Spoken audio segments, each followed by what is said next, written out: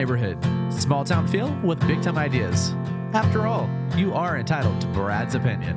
Here's your host, Brad Allard. Well, this will be a show you'll be entitled to my opinion. I'm going to talk about all we've learned in the last 10 days about the condition of our president and how it has been hid from us all this time, as if they could do that. But I'll try to be as objective as possible. I'll talk to several of my Democratic friends, and I am glad to say I have Democrat friends because I don't want to live in a bubble, but I asked them off the record, no names, about what they thought about this situation, and I'll be relating that throughout the show. Their responses were all over the place, to tell you the truth. They had some were pretty upset. Some were like, I feel like I have no choice, but I'll still be voting for Biden. A couple said they have to reconsider whether they're going to vote at all. But that's, that's later in the show. But we're going to talk about it. I got some clips. I got some screenshots. I got some wise and insightful commentary. So it's a triple header today. But before we jump on that, let's talk about our sponsors. Talk about our friends over at Our Place.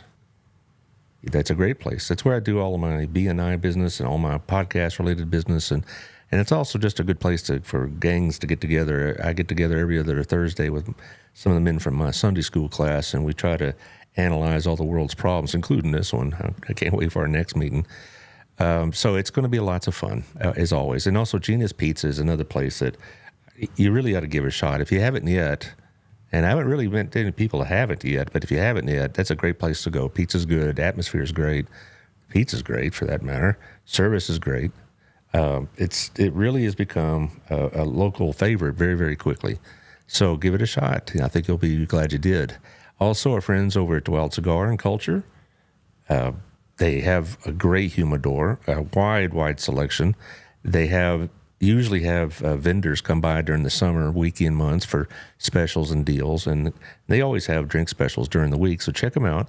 It's a good place to get a good cigar or get a good gift certificate. If you're not a big cigar smoker yourself, you know people that are, and it'd be a great gift certificate for them. Also, it's a good place to think and have meetings and have a drink and whatnot, because it's not loud, it's not crazy, it's not goofy. So it's really a good place. Thank you, Nathan and Chris. Also, the ladies over at Southern Gym, they're open right now. They got lots going on. Next week, towards the end of the week, I'll have more details on the next show Thursday. They're going to have a party celebrating 1 year in their current location. As many of y'all know, they were up on the third floor for a long time. Now they're at that beautiful location downstairs. And they're going to have discounts, and also they have all the other services available to you, such as repairs, design, cleaning, etc. So Southern Gym, it's a great place to go over to Standard. Also, our friends over at Two Maids at twomaidscleaning.com/Burleson, 817-764-0733. They clean a lot of the buildings, such as the Windmiller Building. They clean Gala's place, for example. Also, a lot of homes, a lot of apartments, things of that nature. It's a great place, or a great gift, rather, to give to your parents if they're getting to that stage that my parents are getting. And it's also several of the people in our B&I group, which they're a part of, use them for themselves as well. And they just say it's really, really great, because they get paid based on their ratings that you give them. And it really, I guess it incentivizes them, I suppose, but it also means that they also expect a high quality from their own employees, and they get it. So thank you, Brenda, for what you do. Also, our friends over at Old Pro, get John Williams, go check out your roof, 817-734-2756. It's a good time to do it. We're not going to have any more rain, apparently, for another 2-3 weeks, whatnot. And so have him come by, check out your roof, and he'll tell you if you're good to go or if you need some monitoring or whatever. He'll tell you the truth. He's not going to come and try to upsell you and give you all this routine about how your house is about to fall down. But you'll get the truth from John. And he did mine last summer. He's going to do mine sometime in July when he has a moment. And he's going to give you the straight story on it, so he's very trustworthy. Also, thank you to our friend Jeff Kelly, 817-781-0546. Jeff Kelly at jeffkellyrealty.com. He's with the Weddington Agency. He knows a lot about what's going on around here. He is he was on the show on the 25th of June, and so if you want to know what's going on with real estate, what's going on in this particular area, then Right? He's the man to talk to because he knows what's going on. He's been here a long time. Okay, so what do we got going on here? National news. Well, I get a few talking points, got my notes here and all this other stuff, but in a general sense, what I've seen in the last couple of weeks has been remarkable. I get asked every now and then, because they know I'm a history and government geek, what happened the last time that this happened, and it's never happened before. The only thing, they make a connection with when LBJ dropped out in 1968, but that's a lot different deal because the nomination process was much different in 1968 than it is now. The nomination process in 1968, they had primaries and such, but it was still a matter of the convention to decide.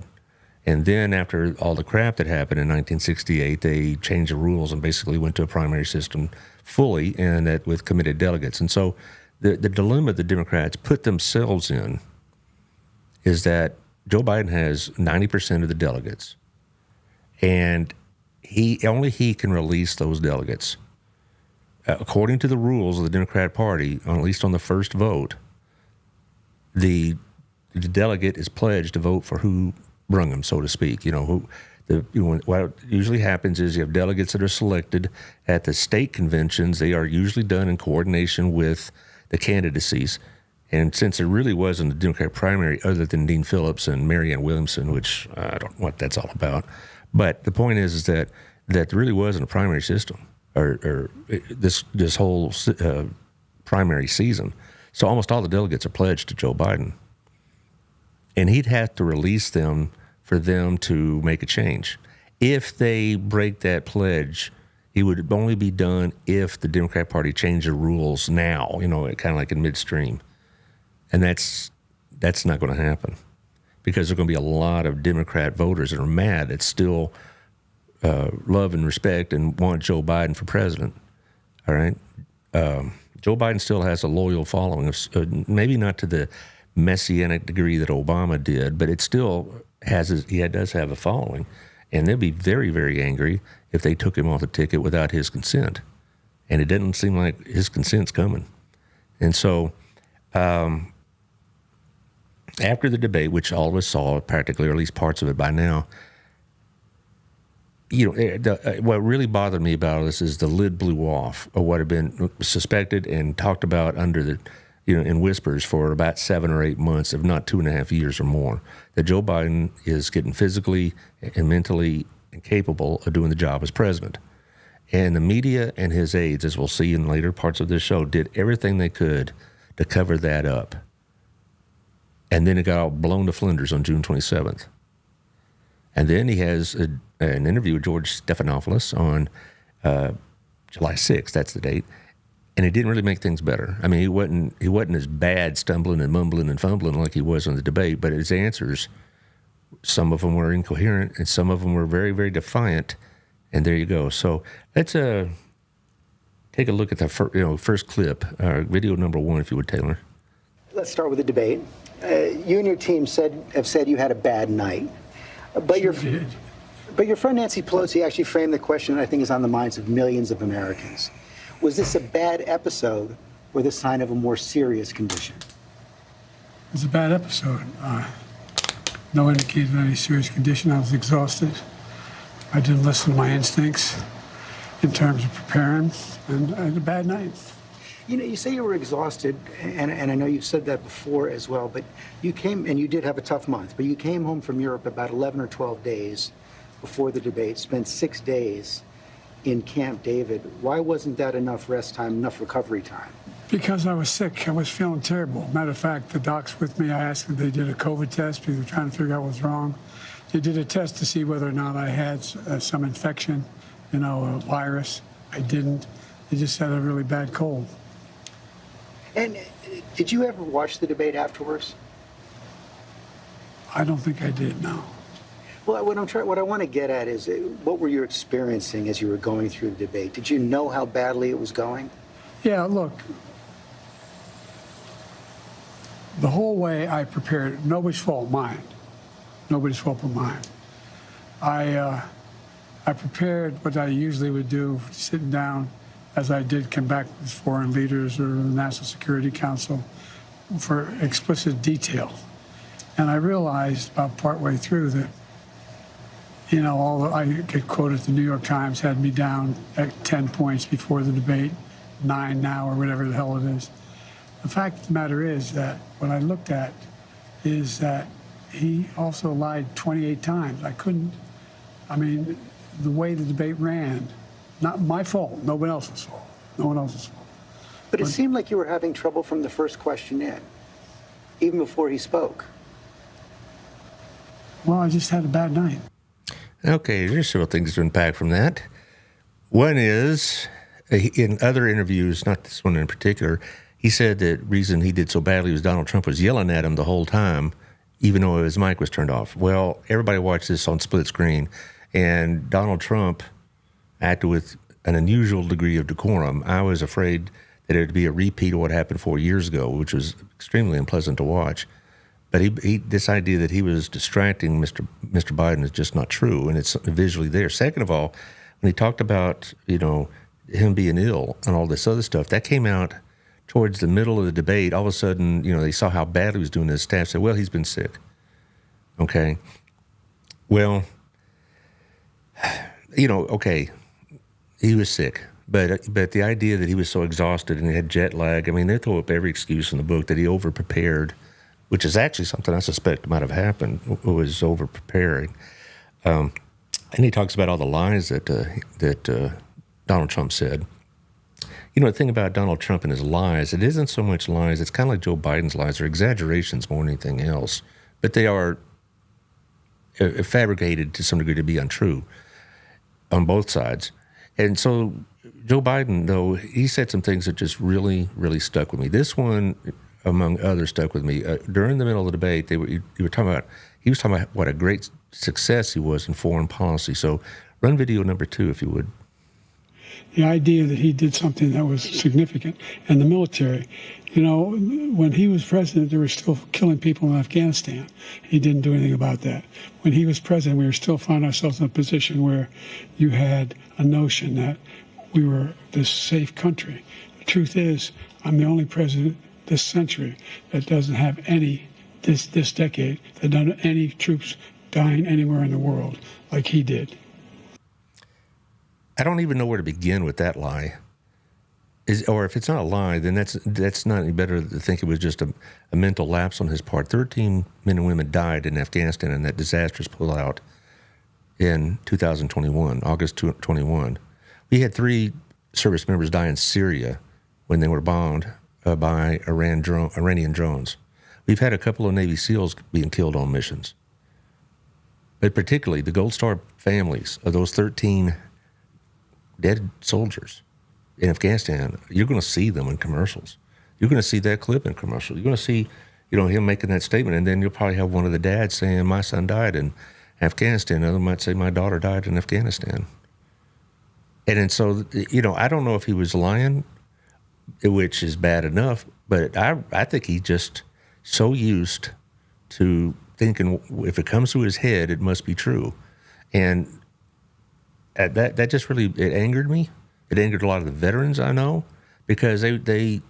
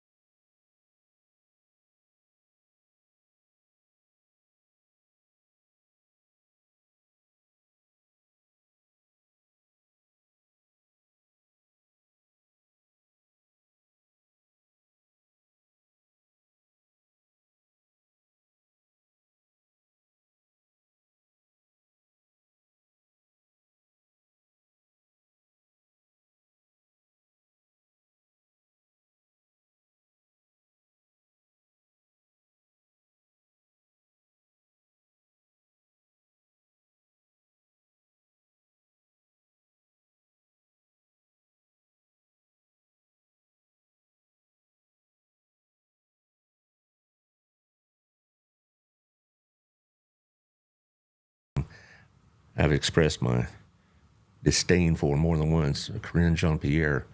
And they said this is total lies. The Wall Street Journal made it up. It's a hit piece, all this other stuff. Now who's telling the truth? The Wall Street Journal is telling the truth the whole time about the condition of the President of the United States.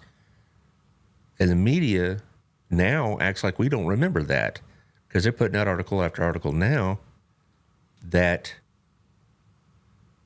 betrays that whole thing. And so as far as will Joe Biden step down, it's very unlikely. And what's happening is that the process of hiding Joe Biden from the American public is still continuing. Today, this very day, July 9th, rather, there's a Wall Street Journal article saying about how the aides and the staff and everybody's family in particular basically shielded Joe Biden from the American public for the better part of the last 8 months. He said that this condition really worsened about September. And they've been hiding him. They've been giving him instructions how to get up and off of ramps. They have curtailed media access to the point where he's given the fewest interviews of any president since Reagan in his last term. And they basically have shut him off from the American people. It's little wonder he's got this delusion that he's not going to step down. Taylor, are you going to be able to run the clips? Yeah. Okay. Well, what I'm looking at on the chat on mine is. I know. I'm going to fix. I was waiting until we started the next clip so it didn't distract you. I'm not distracted that much. Okay. Run the third clip, if you would, please. I mean, on a more practical level, the Washington Post just reported in the last hour that Senator Mark Warner is assembling a group of senators together to try and convince you to stand down because they don't think you can win. Well, Mark is a good man. We've never had that. He also tried to get the nomination too. Mark and I have a different perspective. I respect him.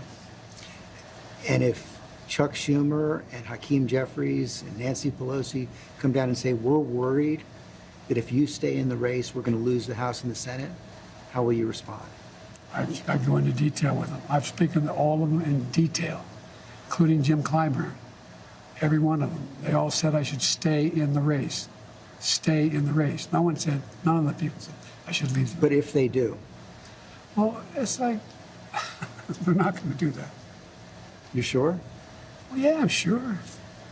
Look, I mean, if the Lord Almighty came down and said, Joe, get out of the race, I'll get out of the race, the Lord Almighty's not coming down.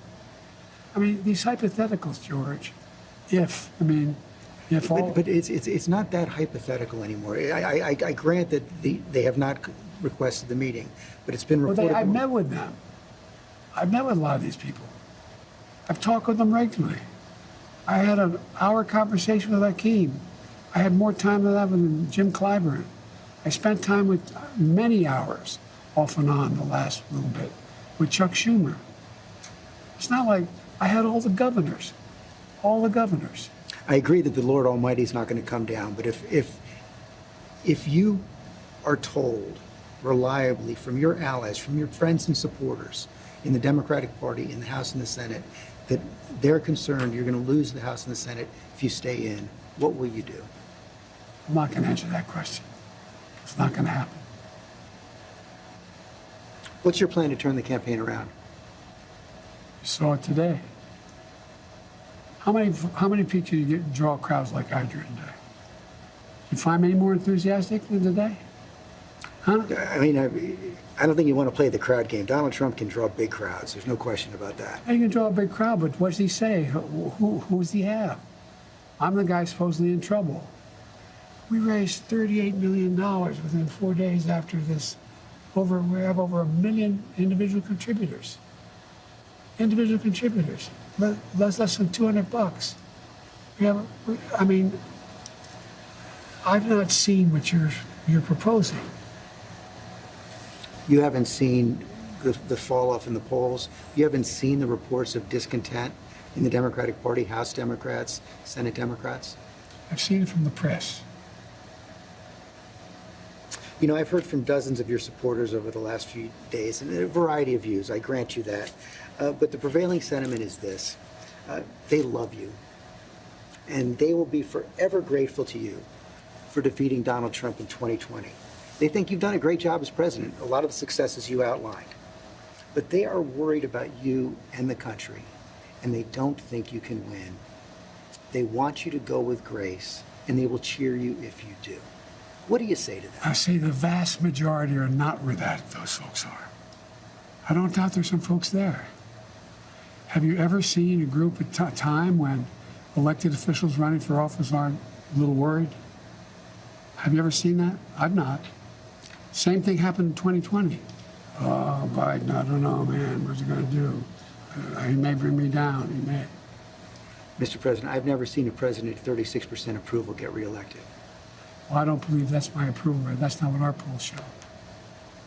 And if you stay in and Trump is elected and everything you're warning about comes to pass, how will you feel in January? I feel as long as I gave it my all and I did the goodest job as I know I can do. That's what this is about. Look, George, think of it this way. You've heard me say this before. I think the United States and the world is at an inflection point where the things that happen in the next several years are going to determine what the next 6, 7 decades look like. And who's going to be able to hold NATO together like me? Who's going to be able to be in a position where I'm able to keep the Pacific Basin in a position where we're at least checkmating China now? Who's going to do that? Who has that reach? Who knows all these? We're going to have, I guess, a good way to judge me is you're going to have now the NATO conference here in the United States next week. Come listen. See what they say. Let's talk about the last time NATO met, or the G7 actually, wasn't really NATO, it's G7. A lot of the events had to be tailored around his situation, about his condition. And a lot of the aides to the foreign leaders said they saw a much different Joe Biden than they had seen in previous meetings, that he was much more slower and he was much more distracted and he didn't pay attention a lot, or he'd go off on these tangents and the rest of people didn't know what he's talking about. All this comes out after that debate. See, all we were talking about had been under the table and, kicked to the curb, under the carpet, use the metaphor you like. And none of this was coming out until that debate. And now everybody's scrambling to try to say, well, I knew first. And the foreign leaders, they're not going to throw Joe Biden under the bus. But there were several times that they basically had to help corral him for conferences and meetings and for photographs, because he quite often would just wander off. And now we find this out. And now at this NATO meeting, he's trying to make a big deal. He's also said in a couple other interviews, I don't have the clips for those, that he's kept Putin at bay. Really? Okay, ask the Ukrainians about that. He also talked about he has brought peace to the Middle East. I don't even know how anybody could say that with a straight face. But he also talked about how he brought an end to the Gaza war, and we're still talking about it. All these things keep happening, and now the media is actually calling them on it. They didn't before. A lot of times, these exaggerations, if you will, of Joe Biden, they would just kind of, chuckle to themselves, that's old Joe. But now it's a lot more serious, and they're calling him out on these misstatements, if you want to give him the benefit of the doubt. But the idea that, he just gave you the impression that he is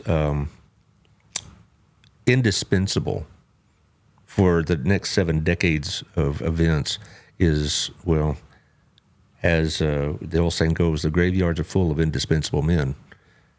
So go to a screenshot number 1. I'm going to go talk about this in particular. Screenshot number 1 says, Defiant Biden says, this is from the Times, Defiant Biden says only the Lord Almighty could drive him from the race. Also, that's a nice little phrase, but it tells me just how incredibly, incredibly stubborn and arrogant he is. In fact, it's been quoted otherwise, that he would get out maybe and that kind of thing. But basically, the idea, he says, Lord Almighty said, "Come down and get out of the race." I'd probably would. That really tells me that all this talk about the Democrats and all this other business is just rubbish. Now, what I've also heard about donors bailing on them, and they're not bailing on the Democrat Party. They're giving their money instead to the Biden re-election campaign. They're giving it to the down ballot Democrats because they're deadly afraid that the House is going to remain with the Republicans and the Senate will go to the Republicans as long as Joe Biden's on the top of the ticket. In 2020, which is one of the oddest elections for so many reasons, but politically, it was interesting that Joe Biden won, obviously, and I'm not going to get into all the theories about how he cheated. He won the race, okay? But the Republicans picked up 11 seats in the House. I've never seen that before.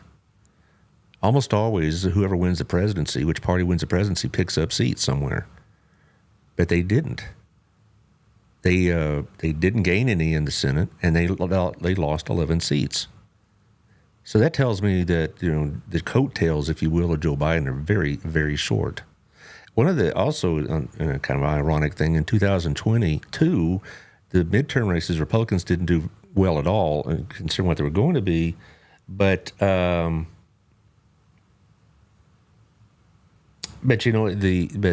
Republicans didn't do very well, but Biden gave himself credit for that because there was no big red wave. And, the House did go to the Republicans, but they were expecting to go by like 30 seats or something like that. They only got about 5 or 6. I've got a comment here. Okay. Biden cannot continue running a country like America as he is mentally disturbed, stutters, and is poor health. Well, I don't know if a stutter itself is going to do it, but he is in poor health, and he does. I really believe that he's in onset of dementia, and it's frightening. Okay, it really is. And so the possibility of him being elected for another 4 years, he's not going to make it for 4 years. Here's a side note with one of the ironies. When Nikki Haley was running in Republican primary and she's taken on Joe and all this, she would say, vote for Joe is a vote for Kamala Harris. And the Democrats are very indignant, and they would say, no, Joe Biden's Superman or whatever. Kamala Harris is a valuable asset and all this other business. But, the idea of vote for Joe is a vote for her. Now that's their line. Now the Democrats are saying that you vote for Joe is to vote for his entire administration and all these people that are going to help him run the government. That's not how this works. We're not a parliamentary system, okay? The people in Parliament in England have different responsibilities and a different structure entirely than ours. And so the idea that if you vote for Joe, you're voting for all his people. Joe's still responsible for who he selects and what they do. They follow his policies. They don't have independent policies. And so the idea that you're voting as a group is, well, it might be a good rationalization, but it isn't the truth of the matter. And there's some decisions that can only be made by the president, period, particularly in matters of the military. And the more and more assistance he needs in making these decisions, the more and more it's coming into question who is running our government. Okay? That's the question I would ask. If Joe Biden is reelected, then who's going to run the government? There's two other things I'd bring that clip I just showed you as well. One is he denies the polls. He says, my polls telling me different. Two things. Polls are what they are. They're a snapshot in time, and some are better than others. This weekend, the Bloomberg Morning Consult came out with polls, and they're rubbish, and they always have been. Yesterday, the Emerson polls came out, and they're much, much more respected. And they all showed, the Emerson polls showed Biden was losing in every battleground state, and losing ground in a couple of them. Michigan is still a dead heat practically, but Pennsylvania is moving away from him. So is Nevada. So is Georgia. And Emerson is much more reliable than Bloomberg. But the Biden administration took those Bloomberg polls and they're telling everybody, see, we're doing great. But 3 or 4 of them are complete outliers.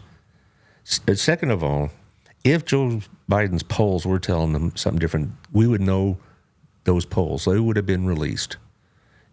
Every time a candidate gets a bad poll, they hide it. They get a good poll, they leak it to some reporter in the press, and they'll say internal polls show blah, blah, blah. And internal polls are pretty accurate because, they spend a lot more money on them, and they are much more critical to the success or failure of a party. So it isn't so much that these people rely on the New York Times polls or whatever else. But if they have internal polls that show that all these other polls, every one of them, show Joe Biden losing, and a very, very poor approval rating, then they better show them. And it's just amazing to me that that if they had that in data, there you are, but they don't.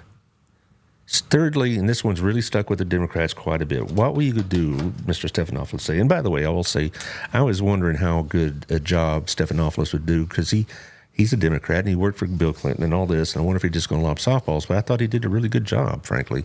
I think he wasn't hostile or aggressive, but he did press the points and he did follow up the questions. And so I thought he did a really fine job, actually. But he asked him, how are you going to feel on January if Donald Trump has won the election?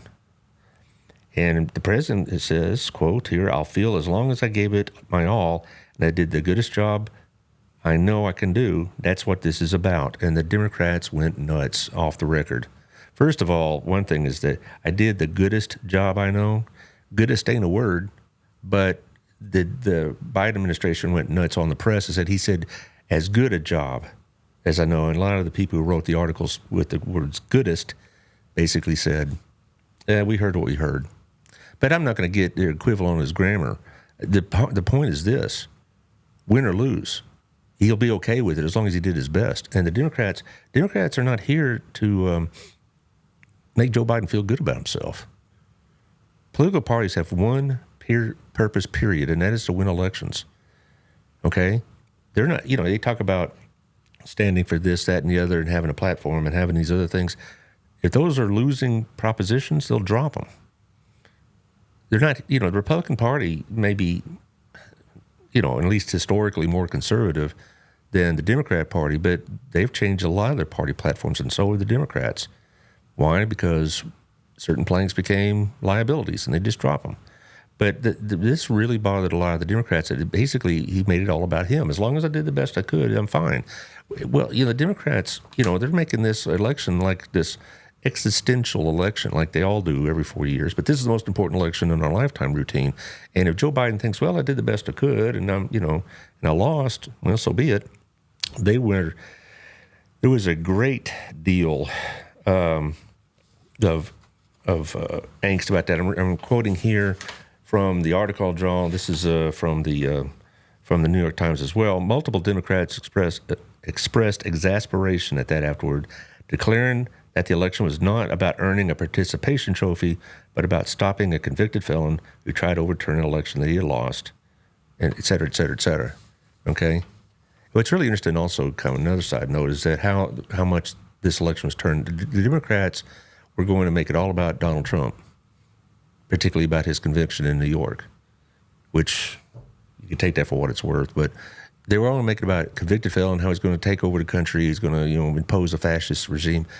You haven't heard any of that in the last 10 days. It's all about Joe Biden, and it's going to continue to be that until the nomination in August. And that's really interesting because it turned 180 degrees on that debate night, and now that's the only thing people are talking about. Trump, he's hardly said anything, which is a characteristic of him, certainly. And he said, why just let them knife each other in the back all they want? And that's what they're doing. I'm reading a lot of the commentary, and there is a movement, whether he wants to admit it or not, amongst the media, commentators, and amongst his own party to move him out. Try screenshot number 2, please. Mark Warner here is the Virginia senator who Biden erroneously said in that clip I just showed you that he wanted the nomination for himself. If he didn't tell anybody about it. But he's working to convene Democrat senators to talk about Biden's future. Another thing that he mentioned about the governors, how he met with the governors, and they come out, and 3 of them said, "Oh, he's fine." But a lot of the governors off the record said they were shocked about how much he had slid. But they didn't say that publicly because they're all Democrats. And that's the thing that bugs me. And that's the thing that bugs people about the Republicans. To be fair, my Democrat friends, was talking to them, they'd make the comparison how the Republican Party lined up behind Donald Trump, regardless of what he did. Well, the Democrat Party's doing the same thing. And they know that too. My Democrat friends are pretty clear-eyed about what's going on, pretty objective. And they criticize Republicans, saying, why don't they know what kind of man Donald Trump is? Why are they so behind him and all this other stuff? Now they say, hey, I didn't think it would happen in my party, but we're doing the same thing, and that just can't happen. Okay, try also number 3, screenshot 3. Defiant Biden says people are trying to push him out of the race. That's fairly true, but Joe Biden has doubled down and doubled down again, saying he will not leave the race. Yesterday morning on Morning Joe, which is a show that I detest, it's on MSNBC, because the Joe Scarborough and Mika Brzezinski, it couldn't be bigger cheerleaders. And he gets on there, it was kind of an impromptu call, and says, I will not leave the race, period, end of sentence. He will not leave the race. He's doubled down on it. I really honestly think that I didn't think this before, but I already thought probably after a while of all this bad news, he might start at least consider it or something like that, and not an iota of consideration. He's not leaving. I refer to my Breakfast Club friends, I guess. I'm the only one at the table that thought Joe Biden would be on the ballot. They all thought he would be replaced. And I'm talking about before the debate. I mean, this is a position they've held for months because of these kind of situations. But I still hold to that Joe Biden will be on the ballot because he will not go. And it's sad because his arrogance and his ego is putting the country behind his ambitions. Joe Biden always want to be president. He's president now, and he ain't leaving. And they talk about, well, maybe the 25th Amendment might be a good idea. If you're not familiar with the 25th Amendment, it's a mechanism where a president can be removed in case of physical or mental incapacity. There's a couple of ways that he can cooperate and a couple of ways they could do it without his cooperation. That's not going to happen. It would require all his cabinet members and the vice president to sign the letter saying he's no longer capable to be president. And they're all on the record for months, Harris on down, saying he's sharp, he's mentally alert, he's active, he knows his facts. And now they're going to sign a document saying he's mentally incompetent? No chance. So that's a non-starter. But what's happening is, in the media, the New York Times, Post, NBC, CBS, ABC, whether you like those or not, they are the opinion leaders. And most other networks and other media react to them. They are now making it clear what their preferences are. The New York Times has several editorial and opinion writers in the last 4 or 5 days, and I've copied them and read them. And they're all saying, please, Joe, for the good of the party, good of the country, step down. And that's not happening. The Washington Post is out with an editorial yesterday. Was it yesterday? No, it's today, actually. Same thing. New York Times, step down, please. Democrats, you have to tell Joe Biden the truth. I think they're very, very frustrated. Let's go down to number 5. Well, what's number 4? I've forgotten which one, number 4. Oh, this is from the Post, yeah. As Biden digs in, another elected Democrat calls on him to exit the race. It's Representative Angie King of Minnesota. The ones that are most embattled are the ones that are calling for his departure now. That being said, there are a lot of Democrat members of Congress that have come out very strongly in support of him. The Black Congressional Caucus, has really strongly supported Mr. Biden in all this. This morning, AOC says he's our candidate, case closed. Bernie Sanders, same thing, said he's not going to participate in any move to get rid of Joe Biden. So there are people publicly supporting him 100%. The Hispanic Caucus is another group within the Congress that has come out and supported Joe Biden. So he does have his supporters. But the thing is, this is only going to continue for the rest of the campaign and the rest of his administration. Whether it's ended in January or we have 4 more years of this, more and more and more he's going to be handled. They're going to set up ways for him to avoid having those June 27th moments again. And more he's going to be isolated from the American people, the American press. He's going to have a press conference next week. Is it next week? No, it's this week. It's Thursday. I'm getting my dates mixed up. On Thursday after the NATO summit. And it's supposed to be a free-ranging press conference. But I think the damage has been done. All right, if he goes up there and he's as eloquent as Cicero, it isn't going to make any difference for a lot of people because I think they've seen it already. And they also feel like they can't trust what's being put in front of them. And here's an example of how they handled them. Go to screenshot 5, if you would. Friday, before the Stephan Offis interview, he had did a couple of radio interviews in Wisconsin. And it came out over the weekend on Sunday that his staff had provided a list of questions for these hosts to ask. Now, let's be fully transparent here. When I have particularly an elected official or a candidate, I will tell them, him or her, prior to the show, here's what I'm going to ask you about. That's not the same thing as here's the questions. And you have time now to cultivate your answers. But like when I have Victoria on, I said, we're going to talk about roads. We're going to talk about, the parks. We're going to talk about the budget, whatever else. Okay. That's not what we're talking about here. We're talking about, they gave them a list. These are the questions you can ask our president. It cost one of them her job. She was fired yesterday. So there you are. All right, I'm going to kind of sum all this up as best I can anyway. We can't have a president that only works from 10 to 4. That came out last week as well, that he said he needs more rest. He only works a 10 to 4 schedule, and that's not... I need more rest. Who doesn't need more rest, Right? A 10 to 4, I mean, that's my hours. But as far as the idea that, it came out, and a lot of people saw it and they make jokes about it, that he has to be, no scheduling after 8 o'clock and he's go to bed earlier. I'm thinking, well, I just hope the North Koreans are going to be good sports and schedule their, antics in the working hours. Brandon Crisp and I were joking about that in our show last Friday. That's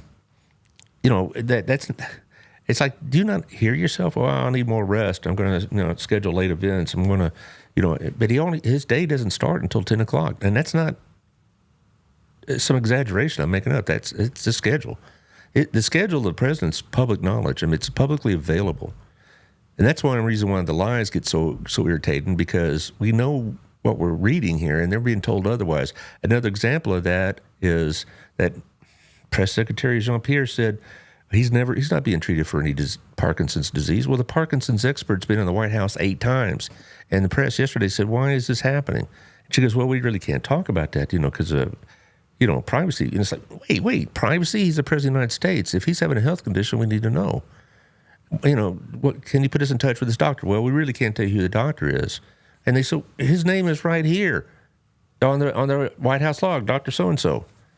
Well, we don't usually talk about that, blah, blah. It was ridiculous. That press conference yesterday was wild because a lot of the press has about had it with Jean-Pierre and the lies they're getting.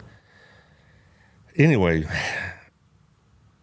as far as anybody else jumping up and happening, like I said earlier, it's not happening until Joe Biden says so. People say, well, why not Kamala Harris? Her poll ratings are lower than Biden's. And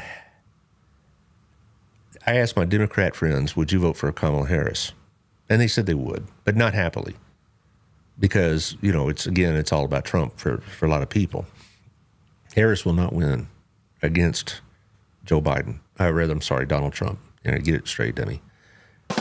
Yeah, maybe I'm the one that needs to have a doctor check me out. But anyway, Joe Biden is right now behind in major polls all across the board in the battleground states. He's about 3.5 points down in the overall general election poll, which, it's interesting because they're doing Real Clear Politics is doing a lot of comparisons. Where did the race stand 4 years ago? Which is because we don't have this very often. The last time we had a former president and a current president running against each other, last time that happened was 1892.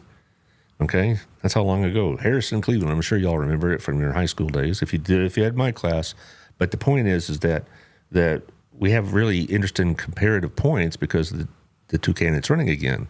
Now we've had 2 candidates run successive races, Eisenhower and Adlai Stevenson did in 52 and 56, but it wasn't quite the same because Stevenson never was a president.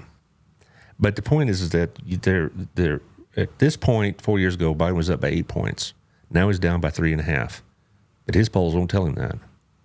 Hillary Clinton 8 years ago against Trump was up against him by 5 points. My feeling about what's going to happen in this election, for better or for worse, is that as we get closer to Election Day, the tide will turn towards Donald Trump. This is what happened in 2016, but I think it will happen that people are going to, reluctantly vote for one of the two candidates, and a lot of them are going to say, yeah, I know Trump has got all this baggage and he hangs around rotten people and he says all these things and blah, blah, blah, but I can't afford to have somebody in the stages of dementia, Josie, and running the country. And I don't trust who would run it in his stead. I'll be pretty transparent about my feelings about Mr. Trump. I do have concerns. Very much. Okay? But I just think that a lot of people, if they vote, that's another prediction I'm making. This will be one, I think, will be one of the lowest participated in elections in the history books. 2016 was the second lowest election turnout in my lifetime. And it was the only one that was lower was 96, when no one really was that upset about Dole or Clinton at the time, and so it didn't get a lot of participation in it. But I really think that'll happen. Ms. Sutter says, I feel we need a Bernie Sanders or someone like him in this race. My Democrat friends, two of them mentioned Bernie Sanders as, it's interesting because Bernie's older than Biden, but, whether you agree with him or not, he doesn't seem to have the same incapacities. I'm not sure. I guess Ms. Sutter likes Sanders for his policies and whatnot. Yeah, that's fine. There's some policies that Bernie Sanders will give me great pause, but I think for a lot of the Democrats, he represented what they wanted the Democrat Party to be. And they're upset now that they've been forced, basically, to settle for Joe Biden. They cleared the field for him in the primaries, and now they're paying the price for it. The process is costing them now. By the way, Shannon, Bernie made it absolutely 100% clear he has no intention of having his name in conversation about replacing the president. He doesn't want any part of that. So I'm afraid you're not going to get Bernie. But there you are. Kind of sum all this up. Threats to democracy come in many forms. People are pointing to Trump, and they say he's going to bring about this fascist retribution and whatever else. And if you listen to him talk, I could see why they'd be concerned. So maybe that should be a topic for another show. Should we be concerned about Trump? Tell you the truth, the reason I'm not 100% concerned about Trump is because they'd say he doesn't follow anybody's dogma or ideology. He just does whatever he does. And that could be the problem. It's not so much that he's going to come and implement Project 2025. He's not going to be bound by anything that somebody else has written. He's just going to, govern by his gut instincts, as he calls them. So that's not going to happen, I don't think. But it also is a threat to democracy when a party with the collaboration of the media lied to the American people. And that's what happened. We were lied to. We were told Joe Biden was in good shape, and then we saw, obviously, he's not. We have seen scripted, choreographed events instead of interaction with the American people. And we were told over and over by his administration and by members of Congress and by sympathetic members of the media how behind the scenes he was just so sharp and inquisitive and on top of things. And now we know. Now they're telling us, oh, well, we saw this decline coming a long time ago. It's disgraceful, really. I mean, it's the Democrat Party, many of them are jumping ship, and it's disgraceful because they were the very ones. Pelosi and all those people were all the ones saying Joe Biden is Superman, and now we know he ain't. And the rest of us who had great suspicions or outright thought it, who were made to believe that something was wrong with us now know the truth. I really don't know how to end the show, really, because I don't want to, throw a lot of bombs around. But this election concerns me on both sides of the aisle, and everybody I talk to. I know a couple of people that are very, very pro-Trump, and most of my Republican friends see Trump pretty clearly. And my Democrat friends see Biden pretty clearly now. And we're in a very precarious situation. So it'll be interesting to see what happens in the next 4 weeks. The August convention is about 5 weeks from now.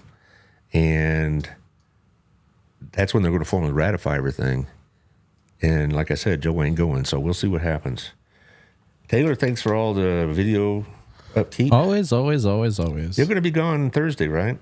I will be gone Thursday. Is that the young man beside you that's going to be running the show? It's either him or my other buddy, Christian. Okay. All right. Well, I met him, yes. Shannon Sutter goes, yes, what now? If I knew that, I'd have a bigger audience. Anyway, I appreciate your nimbleness there on the computer. Oh, yes. Thank you for reminding me. The Cleveland Railroaders. I get so wrapped up in my own thoughts, I forget about it. Sorry, Kay. We'll see here in about 2 weeks, but their next home game is the 16th, a week from tonight, where they play the dreaded Sioux Falls Canaries. And so there's going to be a 3-game set with them. And then, not this coming weekend, but the weekend after, they play the Lake County Dockhounds. I don't know about them, but they're from Lake County. I think they're from Illinois. And also you're going to have the Lincoln Salt Dogs. I love these names, so creative. Yeah, well, they're on the road right now, but they're going to be back a week from today. So look for some tickets. Go say, hey, go watch some good baseball, and we'll talk to y'all later.